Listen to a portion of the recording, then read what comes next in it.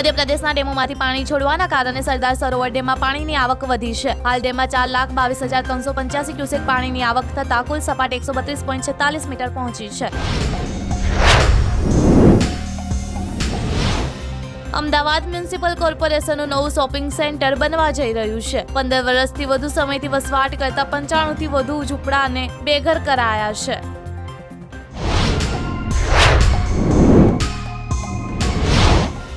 રશિયામાં રમતગમત ક્ષેત્રમાં ચેસ ચેમ્પિયનને તેની હરીફની ઘાતક પારા વડે ઝેર આપવાનો પ્રયાસ કરવામાં આવ્યો હતો. મહિલા રશિયન ખેલાડીની આ ગુનાહિત કરતૂત બદલ અટકાયત કરવામાં આવી રહી છે.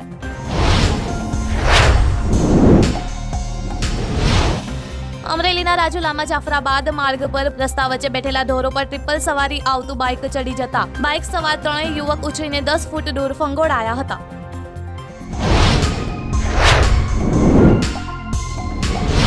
મધ્યપ્રદેશના શિવપુરમાં એક સરકારી શાળા અને હોસ્ટેલમાં એક ચોંકાવનારી ઘટના પ્રકાશમાં આવી. વિદ્યાર્થીનીઓનો આરોપ છે કે શાળા ઓછી અને જેલ વધુ લાગે છે. ધારાસભ્યએ પણ ઘટના સ્થળે જોઈને સ્થિતિ જોઈ છે.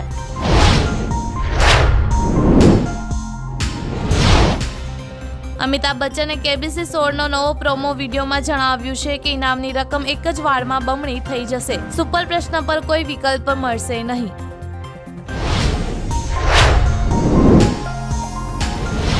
બિહારના ગોપાલગંજ જિલ્લામાં પોલીસે 3 તસ્કરોને પકડી પાડ્યા છે, જેમની પાસેથી કરોડો રૂપિયાના કિંમતનો 50 ગ્રામ રેડિયો એક્ટિવ પદાર્થ મળી આવ્યો છે, જેનો ઉપયોગ પરમાણુ રિએક્ટરમાં થાય છે.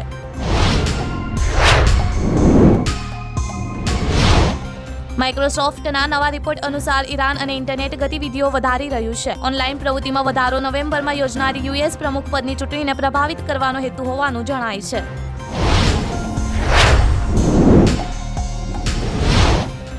હિડનબર્ગ રિસર્ચે સોશિયલ મીડિયા પ્લેટફોર્મ પર શેર કરેલી એક પોસ્ટને લોકો ભારતીય કંપનીઓ પર એક મોટા ઘસફોટનો સંકેત તરીકે જોઈ રહ્યા છે. જો કે હિડનબર્ગે આ સંબંધમાં કોઈ અન્ય માહિતી આપી નથી.